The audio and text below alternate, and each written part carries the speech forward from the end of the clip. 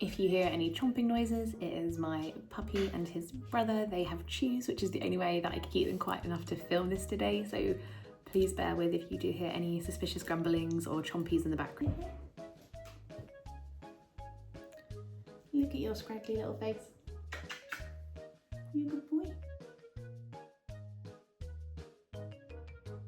Hello, welcome back to my channel. My name is Charlotte, this is Charlotteshelves, and I aim to upload fortnightly bookish related content, and today I have a 2024 reading roundup video for you. I have looked at the data from my Goodreads account and my Notion reading, like a personal reading tracker, and I have been sort of reappraising my reading habits over the year, and I've made some interesting discoveries, but I also wanted to share with you the best books and the highlights of my reading from 2024. So today we are sat at my computer, so if you see me looking to the side, that's where I have my stats and my slides that I've created, and also some notes that I took from my Notion, so I will be looking just to the side a little bit. I would encourage you to also get a beverage and a bicky while you're watching, and we will crack on. At the time of collating this information, I had read 90 books, and that seemed like a nice number to sort of stop at in December.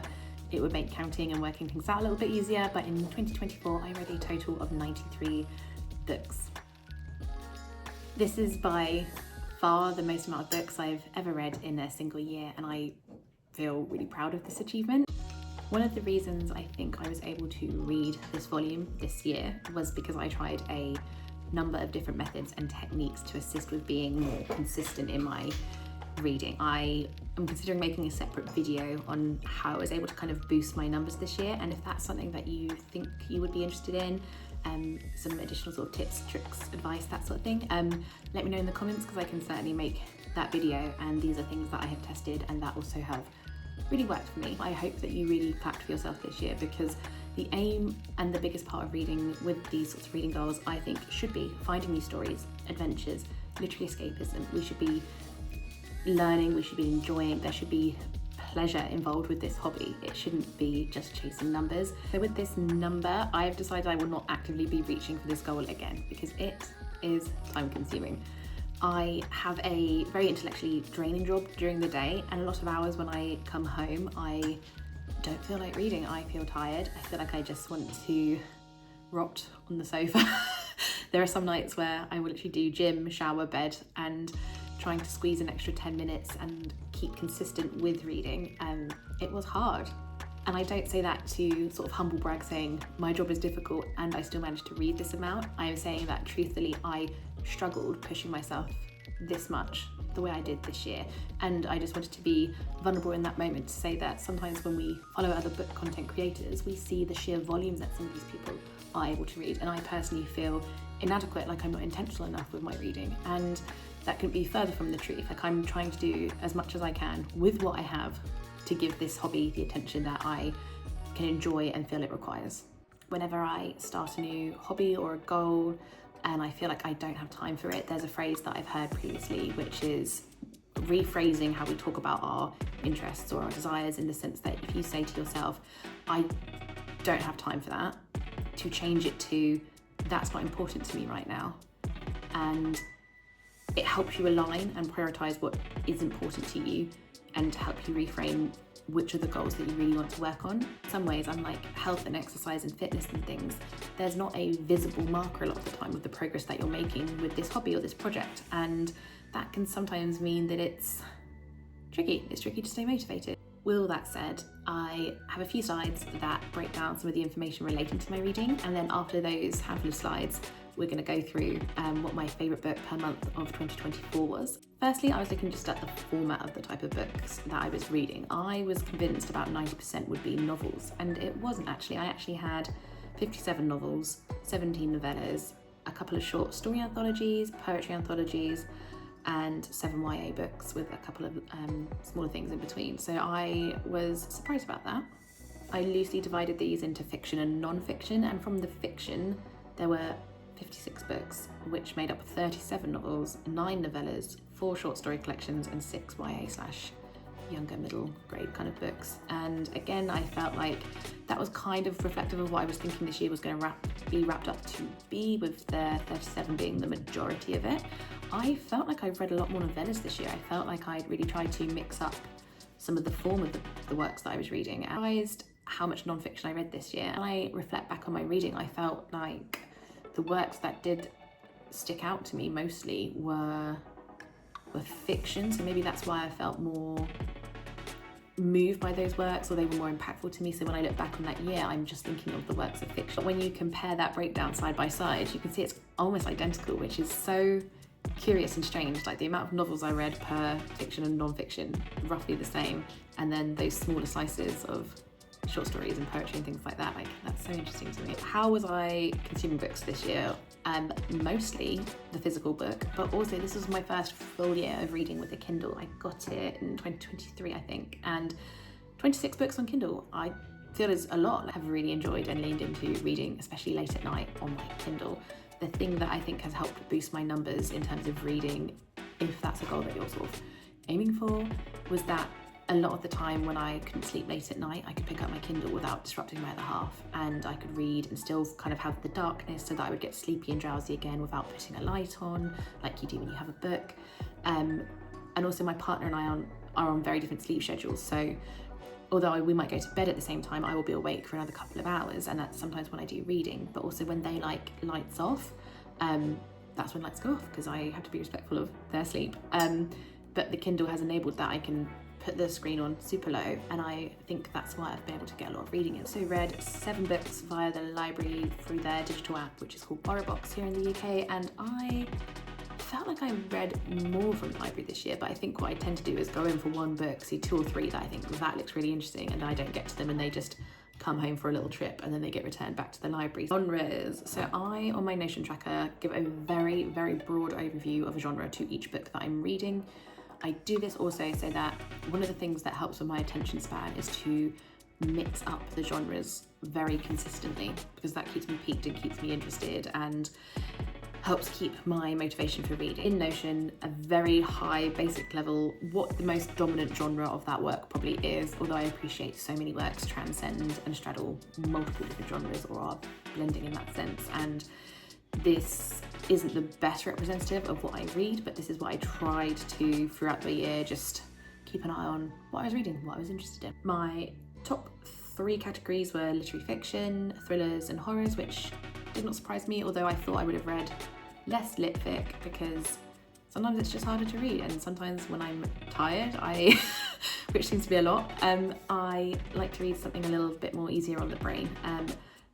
12 of the books that I read were sort of academic works or relating to Shakespeare, who I love, and those were books that I try to read to push myself out my comfort zone. Books I DNF'd. There were about 15 this year. I started keeping a log a couple of months into the year because I really don't like to DNF books, and I started keeping this list thinking if there's any that I ever want to go back to, at least I know what the titles are rather than trying to remember what sort of half of a book was. I get really bad book FOMO, which I'm sure isn't a real thing, but if I put a book down, I feel like, but what if after this amount it actually gets really good? What if it... And I have to let myself read sort of up to 45 to 50% of the book before I can DNF it. Like, I feel like it's a betrayal to the book or the author before I make that decision. I feel like I need to, in my conscience, give each book a good chance, which is so silly. Are some of the titles that I DNF'd. One of my favourite books of all time is No Country for Old Men by Cormac McCarthy, and I was giddy to start reading Blood Meridian, and I found it so dry. I wasn't disturbed by the violence or the brutality of it at all, which is a strong criticism that often comes with it. And just to put it down, I got, about halfway through, and now I'm thinking, do I get a copy on Kindle, or maybe somewhere down the line I try and pick it back up again? But it was so vastly different to No Country for Old Men, which is intense and evocative and beautiful, and this was just so arid and odd. And yeah, if you read it, tell me what you thought about it, because I really struggled with it. There's a couple of other sort of chick lit novels and things like that on there that I just didn't mesh with. Books per month, my reading breakdown. So January, February and March, I feel like are always good months for me reading wise, because I'm so incentivized and motivated to hit my reading goals, to push through my TBR, and normally I've got some good books for Christmas that sort of bump themselves up on my TBR and I'm keen to get to them. And this year, like January 10 items, February 8, March 11, that was peak reading for me, because then in April it swung down to a 6, May was a 7, June was a 5, July was 9, and I think that's also because I had some time off over summer, so I was able to peak back up. August was 7.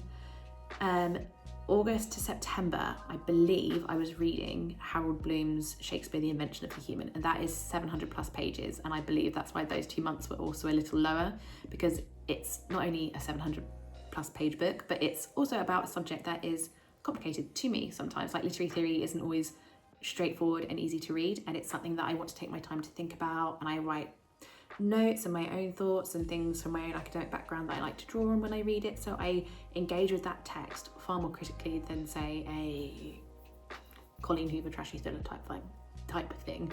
October was only 4, which is my lowest month, and that was also because that was the month that I decided this year I'm going to read It by Stephen King. I had wanted to read it forever, and I tried to read it 2 or 3 times before, and the sheer size of it has always put me off. I've also always been conscious that I might not have the attention span for it, and my copy was something like 1350 pages, so that's at least sort of 2 books in and of itself, and I loved it. I thought it was incredible, but that's largely accounting for why October was 4. November was 8, which is great, and December 6, so I'm actually really pleased with December because Christmas is so effing busy and hectic, and this year was no different, and the fact that I still managed to squeeze in 6 items was yes. We are now going to run through my favourite books of 2024. January, straight out the gate, there's 3 items, which I know is cheating slightly.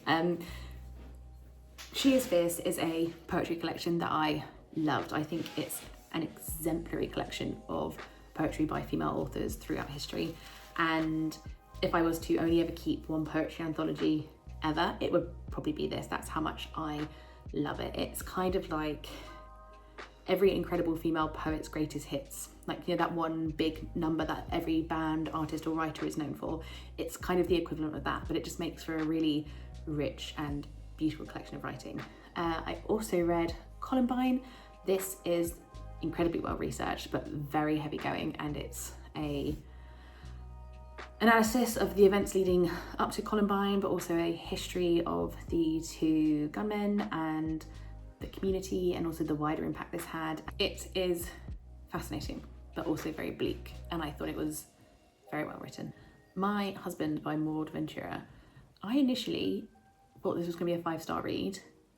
Then there was this twist or some sort of sting in the ending that I didn't like, and then when I finished the book and sort of thought about it, the more it settled with me, the more I liked that there were certain unsatisfactory things within the narrative. Like, I actually really enjoy looking back on it thinking, but isn't it good that things are messy and they're not neat and things aren't all sort of tied up and they're very organised and tidy at the end of it? Like, it's a novel that doesn't sit quite comfortably, and I thought it was a delight, actually. February. Me and White Supremacy was fascinating. It was important for me to read. It certainly taught me a number of things that I was not aware of. It addresses some very heavy issues around combating racism and allyship, but also white privilege, and it can be uncomfortable to read at times. I think I gave this a solid 4 stars, but looking back on it, I think for how much I have thought about this book since I finished it, I would probably go back and give it a 5. I read one of my childhood favourites, which I thoroughly enjoyed in February, and that was Matilda by Roald Dahl. It was my favourite book as a kid. Just love it. I think Roald Dahl is a sublime children's author, even an adult author. Like, I have all of his collected short stories into big tomes, and they are fantastic as well. I don't have anything more to say about it. I think it is one of the most perfect children's books ever written. March, I read The Troop by Nick Cutter, who is a new to me horror author. This is a body horror, and it is distressing to read. It's so creepy and uncomfortable, and some people compare it a little bit to Lord of the Flies because there are these scouts on an island and some event happens and it's to do with disease and contagion and things like that, so it's a lot of bodily descriptions of disgusting things, and it was gnarly. It was so different to a lot of horror that I read. It was refreshing in that aspect, and I would highly recommend it if you like slightly gross horror. The next book is The Mother of All Questions, which is a collection of feminist essays and criticism and beautiful research. I think Rebecca Solnit is an astounding example of a sort of modern I think would she classify herself as a historian, activist, writer. She's phenomenal, and her books always, to say pack a punch is such a gross overuse of the cliche, but they really lean into some of the more distressing and violent aspects of feminist theory, and she addresses sexual assault and different issues that women face and bodily violence, and her research is just immaculate. Like, I spend so much time after reading them going through her endnotes and looking at her sources to read more of the articles that she's referenced in academic works and things like that. Like, you come away reading them with more books that you want to add to your TBR. April, Medusa by Jessie Burton. This was a very surprising little novella for me because I haven't read any Jessie Burton in years, and I thought this was great. It's a reimagining of the tale of Medusa. It plays very creatively with the traditional narrative, and it's also centralising Medusa's own voice and sort of empowering her by centralising her in this narrative, and I thought it was great. It was fantastic, and it was quite emotional too. It's very humanising. Like, it takes a lot of the mythic qualities of these characters in history away from them and very much humanises them. Bride by Ali Hazelwood, I gave this a solid 4. I always describe it as kind of silly because it's a playful little book, but it's also a saucy one, and I have not read any Ali Hazelwood before. This was my introduction to her. I had a great time. I have nothing more to say. I'm not going to defend it. I'm not going to defend my choice. 4 stars. May. Out There Screaming by Jordan Peele and assorted authors. I've talked about this so many times, everyone's just going to hate me saying this at this point, but it's a fantastic collection of horror noir short stories. Incredible writing. There's no duds. Like, I very rarely pick up a short collection where I find it very mixed in caliber, and this is truly an astounding collection. I don't know why I didn't give it 5 stars, to be honest. I'm looking at my star ratings for the month now, and that's another one that I think I want to go back to and give it 5 stars. It's so good. One of those books where if someone wants me to recommend them a horror to start with, I would recommend this short story collection, because not only are you going to get a really panopic collection of stories that cover so many different subgenres of horror, you're also going to be introduced to some really great writers, and then you're going to want to go away and read more. That's what I feel like this book does. That's how good it is. Like, a subject of horror, I also read Bird Box for the first time, and this was great. I was surprised by how good it was.